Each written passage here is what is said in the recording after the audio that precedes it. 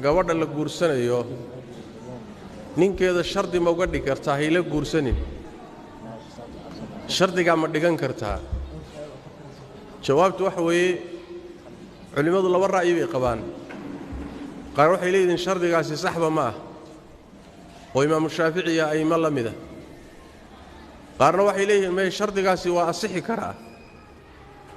in la oofiyo hadduu ninku galana waa inuu shardiga ilaaliyo waxayna u daliishanayaan xadiidkii nabiga fi sahih al-bukhari inna ahaqqa ma awfaytum bihi min ash-shuruut ma istahlaltum bihi al-furuj xuquuq mid la oofiyo la ilaaliyo waxa ugu mudan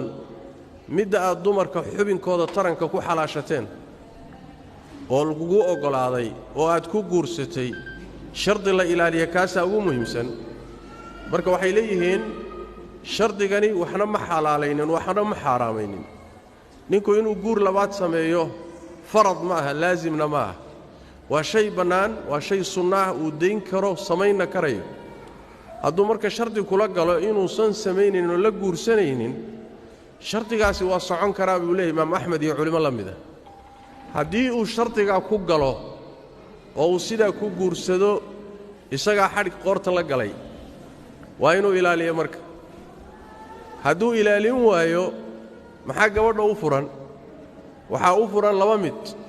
inay u sabirto oo shardiga hadduu jabiyay ee gurigeeda ilaashato isaga sabirto u dulqaadato waana sida fiican haddii ay u sabri weydo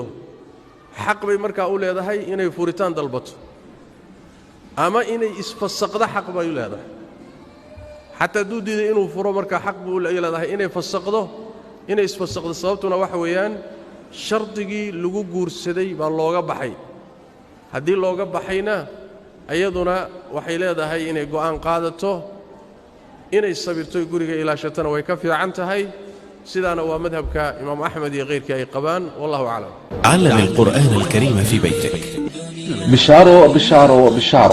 wishay haddii barashada qur'aanka loo geli jiray safar hadda waxaad ku baranaysaa qur'aanka iyo culumta islaamka adiga oo jooga hoygaaga ama goobtaada shaqo